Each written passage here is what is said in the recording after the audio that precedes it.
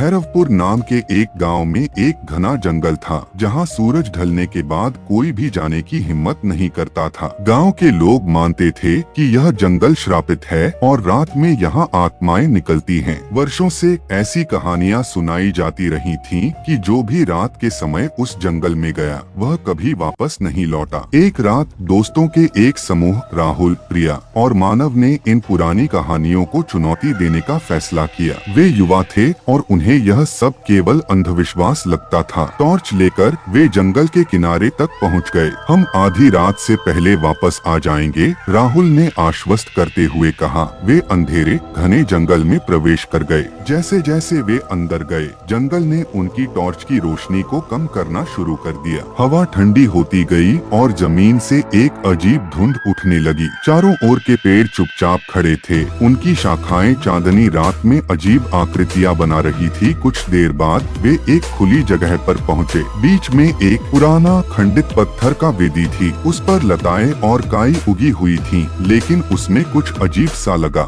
जैसे वह जीवित हो। वे वहाँ कुछ देर आराम करने का फैसला करते हैं और वेदी के चारों ओर बैठकर गांव की कहानियों के बारे में मजाक करने लगे। अचानक प्रिया सिहर उठी। तुमने सुना? उसने धीरे से कहा। क्या सुना? मानव ने घबराहट भरी आवाज में पूछा। एक हल्की, लगभग सुनाई न देने वाली फुसफुसाहट हवा में तैर रही थी। ऐसा लग रहा था जैसे खुद जंगल बोल रहा हो। उसकी आवाज पत्तों के सरसराहट जैसी थी। शायद ये सिर्फ हवा है, राहुल ने आत्मविश्वास जताने की कोशिश करते हुए कहा। लेकिन फुसफुसाहट और तेज हो गई। अब आवाज शब्दों में बदलने लगी थी। आ जाओ, इससे पहले कि बहुत देर हो जाए। दोस्तों ने घबराते हुए एक दूसरे की ओर देखने लगे। उनका पहले का साहस गायब हो गया था। प्रिया खड़ी हो गई। उसका दिल तेजी से धड़क रहा था। मुझे लगता है हमें जाना चाहिए, उसने कांपते हुए कहा। जैसे ही वे मुड़े, फुसफुसाहटें एक गहरी गूंजती हुई गरज में बदल गईं। धुंध गाढ़ी हो गई। उनके पैरों के चारों ओर सांपों की तरह लिपटने लगी।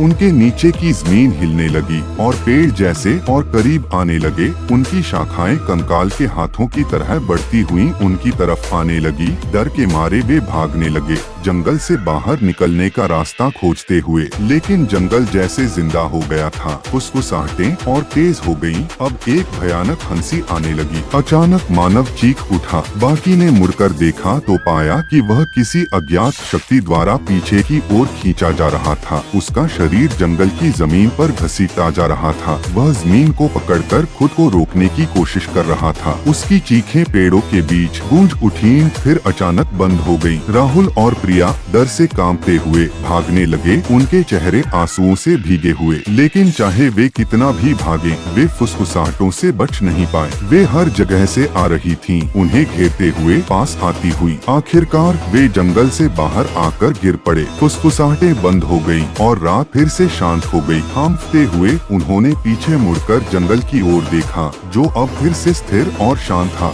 जैसे कुछ हुआ ही न हो। गाँव वालों ने उन्हें अगली सुबह पाया, डरे हुए और सदमे में। मानव हालांकि कभी नहीं मिला। राहुल और प्रिया जल्द ही गांव छोड़कर चले गए, उस रात की याद के साथ। और जंगल वैसा ही बना रहा, अंधेरा और भयावह, उसकी फुसफुसाहटें हवा में गूंजती हुई। गांव वाले आत्माओं की कहानियां सुनाते रहे, जो जंगल में भटकती थीं। जो कोई सुनता उसे चेतावनी देते, और शांत रातों में अगर कोई ध्यान से सुनता तो वह अभी भी जंगल की हल्की भयानक फुसफुसाहटें सुन सकता था, जो उन लोगों को बुला रही थीं जो अंदर जाने की हिम्मत करते। वो मारे जाते।